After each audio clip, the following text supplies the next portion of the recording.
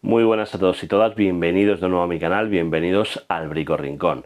Hoy empezamos con una serie de vídeos en los cuales iremos viendo cómo hacer una reforma integral de un salón. Así que nada, vamos al lío.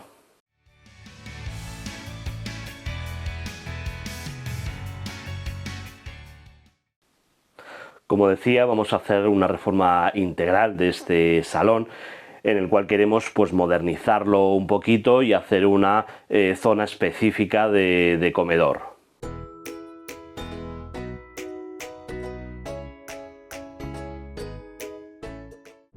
Nuestra idea es quitar esta chimenea, ya que como digo no la estamos utilizando, y por otro lado trasladaremos la puerta que ahora mismo está en la mitad de la habitación a la ubicación donde estaba la chimenea.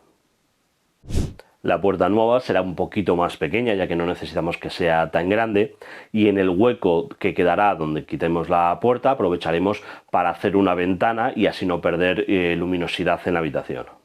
Para toda esta parte de la obra exterior del muro vamos a contar con una empresa externa que nos lo haga. Como sabéis, los que me seguís, no soy un albañil profesional ni mucho menos, entonces esto es un muro exterior, un muro de carga además, entonces pues toda esta reestructuración sinceramente me viene un poco grande. Prefiero que se encarguen unos profesionales y que lo hagan en condiciones. Así que vamos a acelerar un poco la cosa y os muestro el resultado final.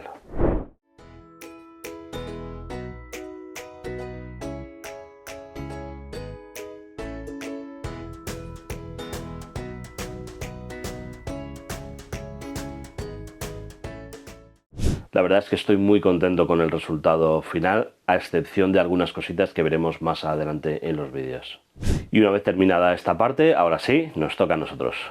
Lo primero que vamos a hacer va a ser despejar toda la zona de paredes. Comenzaremos quitando este radiador que tenemos aquí. No me enrollo mucho sobre cómo quitarlo, ya que tenemos un vídeo en el canal que os dejaré aquí arriba con el paso a paso de cómo quitar un radiador.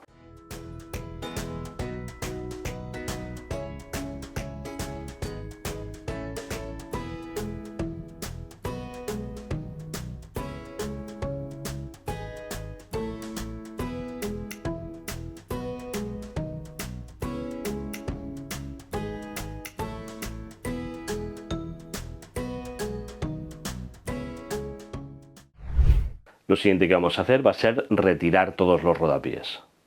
En mi caso los retiro por dos razones. Una de ellas es que en próximos vídeos vamos a alisar todas las paredes, desde el suelo hacia arriba, y además que pondremos rodapiés nuevos. Cuando retiréis rodapiés o cualquier tipo de material cerámico, utilizar guantes protectores, ¿vale? Yo en el vídeo no lo estoy utilizando y lo aprenderé por las malas más adelante, porque cuando estos materiales se rompen son muy cortantes. También retiraremos las molduras de las puertas, así como todos los embellecedores de enchufes e interruptores. Bueno, pues como podéis ver ya hemos quitado todos los rodapiés, hemos quitado las molduras de la puerta y estamos cubriendo todo, enchufes y demás.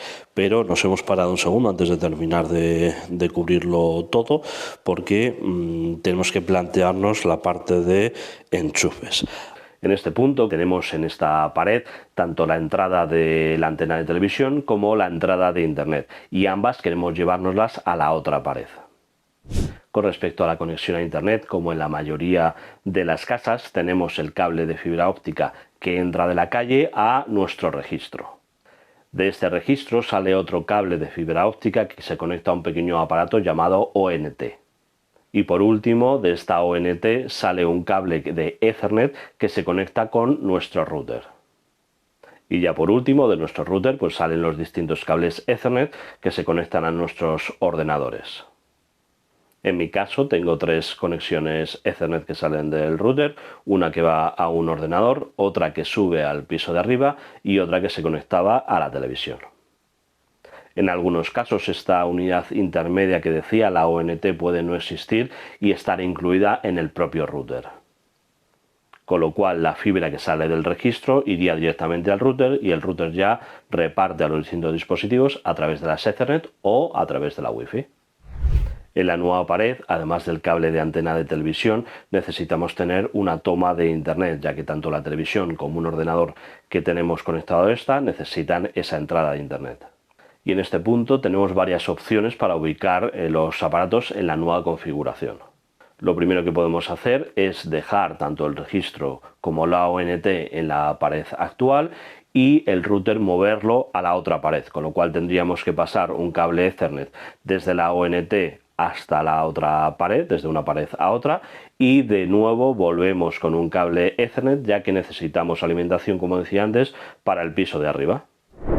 Otra alternativa es dejarlo todo en esta pared, registro ONT y el router, y simplemente llevar un cable Ethernet desde esta pared a la nueva.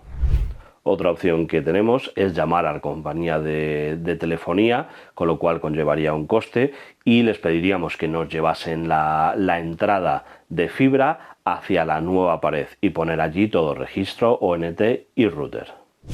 Más adelante veremos lo que haremos con todo esto. Sea como fuere, tenemos que canalizar los cables.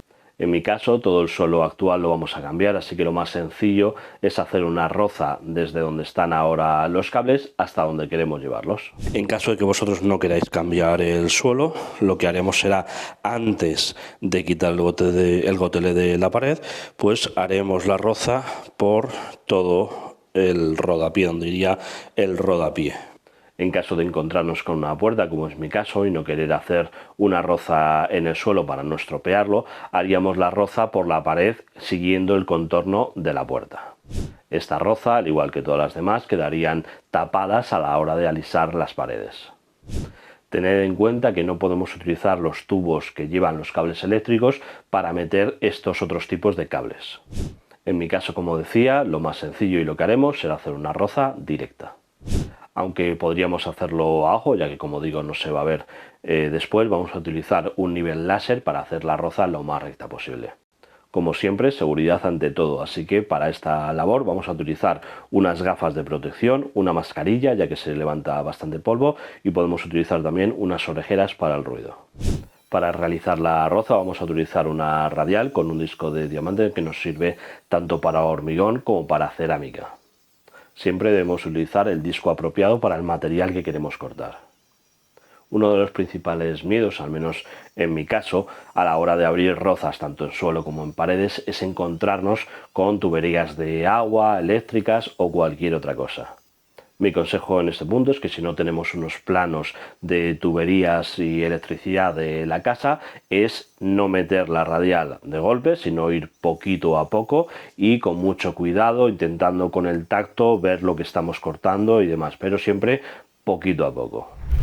Primero meteré un poquito la radial, lo justo para quitar el suelo cerámico. Y una vez quitada la parte cerámica, la volvería a pasar para marcar simplemente los límites de la roza.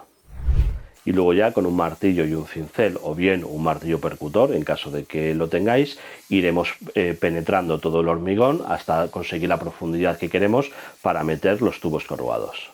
Profundizaremos lo suficiente para que estos tubos corrugados nos queden al menos a 1 centímetro de lo que es el suelo, de la superficie del suelo. Yo voy a utilizar tubos corrugados de 25, aunque realmente con tubos más pequeñitos me hubiese servido igual. Una vez que terminemos de abrir la roza en el suelo, abriremos otra que irá del suelo hasta donde irán las cajas de conexiones nuevas y por el otro lado, de nuevo desde el suelo hasta donde están las cajas de conexiones actuales. De la misma manera iremos profundizando poquito a poco, ya que no sabemos lo que nos podemos encontrar.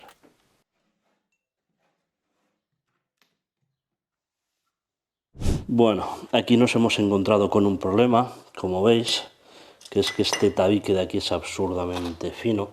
Aquí en el otro lado tenemos un baño, esto es la parte de la bañera y estos son los tubos de agua caliente y agua fría, ¿vale? De hecho, este enchufe, que es el que estaba, tiene aquí en la parte de atrás simplemente un trocito así de ladrillo, ¿vale? Pero es que aquí no tenemos ni eso, o sea, lo han quitado directamente. Así que nada, aquí pondremos esto, por ejemplo, ¿vale? O un trozo de ladrillo o lo que sea, y luego con yeso lo taparemos todo ahí, ponemos un cacho ahí, otro cacho aquí, lo taparemos todo bien y listo. Y lo que hemos hecho ha sido pues ponerlo en esta pared. Ya nos quedan ahí las dos que vamos a poner. Antes íbamos a poner una más, que iba a ser una más de corriente, pero como vamos, no nos ha ocurrido esto y vamos a sellar y demás, no quiero hacer la canalización ahí para pasar la luz de aquí a aquí, así que lo voy a dejar tal cual, ¿vale? Simplemente tenemos antena, este de aquí y aquí Ethernet, bien, y este de alimentación. Ya hemos tirado todos los corrugados, ¿vale? Hasta el otro lado, lo hemos dejado ahí sujeto de momento. Y ahora toca fijar tanto las cajas de conexiones como los tubos corrugados que suben a ella y tapar el hueco de la pared. Para ello voy a utilizar en este caso yeso rápido. Prepararemos el yeso rápido y antes de aplicarlo, muy importante, mojaremos toda la zona.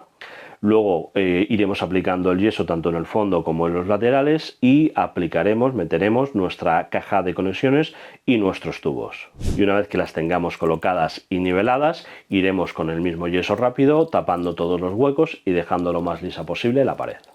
Es la primera vez que utilizo yeso, así que no seáis muy duros conmigo.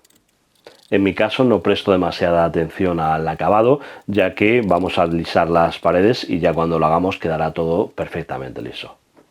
Comentaros que he utilizado dos tipos de yeso, yeso rápido y yeso controlado. Esto no ha sido por nada concreto, simplemente calculé muy mal las cantidades que compré de yeso rápido y me quedé sin ello, así que utilicé un yeso controlado para el resto. No obstante, para este tipo de trabajos os recomiendo el yeso rápido, porque lo que queremos hacer es fijar las cajas de conexiones y los tubos. Como su nombre indica, fragua mucho antes y pues evitaremos que se puedan mover de su sitio, se puedan desnivelar las cajas o los tubos se puedan mover de su sitio. Eso sí, también os recomiendo, si no lo habéis utilizado nunca, que lo vayáis haciendo en pequeñas cantidades para evitar que se quede seco muy rápido. En el resultado vemos bien claro cuando he utilizado el yeso controlado y cuando el yeso rápido, ya que este último queda blanco directamente, mientras que el yeso controlado es más grisáceo y va blanqueando según se va secando. En cuanto a la preparación del yeso, lo que vamos a utilizar va a ser unas portillas, si posible, de goma y echaremos agua más o menos de la cantidad de yeso que queramos obtener. A continuación iremos espolvoreando el yeso hasta que cubra completamente el agua. Lo dejaremos unos 5 o 10 minutos hasta que veamos que se van formando en la superficie pequeñas grietas. El yeso rápido lo mezclaremos bien y lo aplicaremos lo antes posible para evitar que se nos seque la mezcla. En cuanto al yeso controlado, lo normal es no mezclarlo, sino partir una parte, veremos que se queda con el espesor suficiente para poder partir una parte, mezclaremos bien esa parte y la aplicaremos. De esta forma evitaremos que se seque antes de tiempo y que no nos cueste el aplicarlo. En mi caso sí que mezclé el yeso, incluso añadí un poquito más de polvo y volví a mezclar por varias razones. Primero, porque es una cantidad bastante pequeña de yeso, ya que como decimos solo quiero para fijar los tubos corrugados y alguna cosa más. Y además que quería que secase lo antes posible. Como digo, estaba utilizando el yeso controlado en vez de yeso rápido y en este caso quiero que seque lo antes posible, que empiece a trabajar lo antes posible para que quede fijado y no se me muevan las tuberías. Y ahora ya nos toca tapar toda la parte de los tubos corrugados, toda la parte de la roza del suelo.